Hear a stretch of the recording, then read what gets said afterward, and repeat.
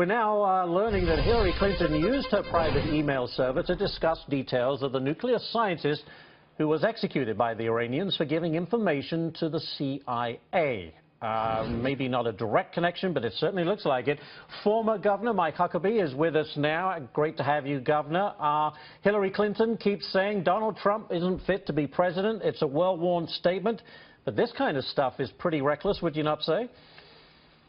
It's very reckless, Ashley, and I think what's kind of revealing is that when she revealed that she kind of short-circuited talking to Chris Wallace, look, I think she's short-circuiting a lot.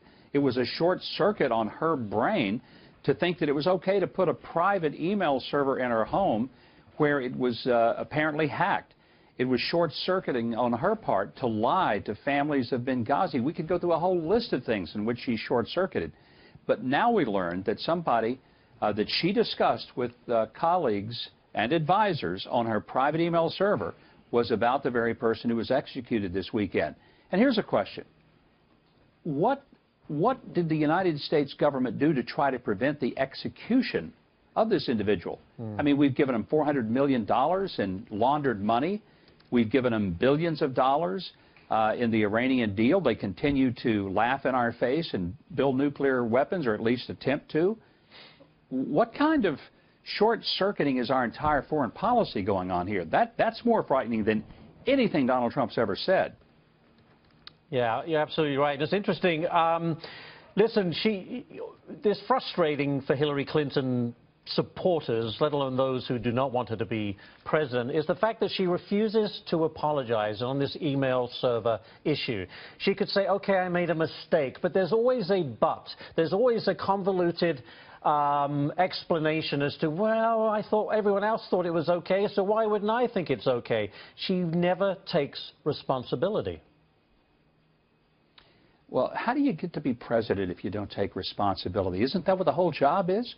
It's about being responsible, taking responsibility, being in that leadership position. You know, Harry Truman had that famous sign on his desk, the buck stops here. With Hillary, it's the buck goes everywhere but here. And that's what we would be facing with the Hillary Clinton presidency. And it's why that when she talks about anything to do with Donald Trump and not being prepared or fit, look, I think Donald Trump is quite prepared, quite fit to be president. But I'm also convinced that Hillary Clinton is most certainly not prepared nor fit to be president. We're going to hear from Donald Trump in a little over an hour, Governor, laying out his economic plan. What would you like to hear? And this is an area where he can really differentiate himself with Hillary Clinton. I think it's going to be a very, very seminal moment in this campaign where we understand there's a definite difference in the economic approach of these two candidates. Donald Trump is going to propose significant tax cuts which would stimulate the economy and job growth. He's going to propose some very practical things like believing that children are an important part of the economy and making it easier to have tax credits for child care. There are going to be a number of ways in which he'll talk about putting a freeze on regulation. Every business owner, especially small business owners in this country, are going to be standing up at their desk and applauding when they hear this. And while on the other hand, Hillary's talking about raising taxes, putting more government in control. So it's real simple. If you don't think you're paying enough taxes and the government's not doing enough to step all over your face, vote for Hillary. If you think somehow the government needs to be dialed back and that you need to keep more of the money that you've worked hard to earn rather than the government taking it from you, you'll vote for Donald Trump. It really is going to be that simple when it comes to the economy. Got about 30 seconds, Governor. Well, we know that on Thursday, Hillary Clinton will lay out her plan from the very same city. What are you expecting there?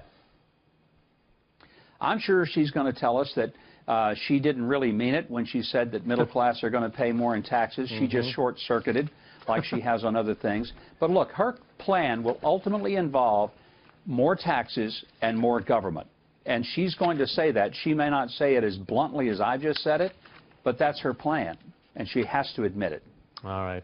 Governor Huckabee, as always, thank you so much.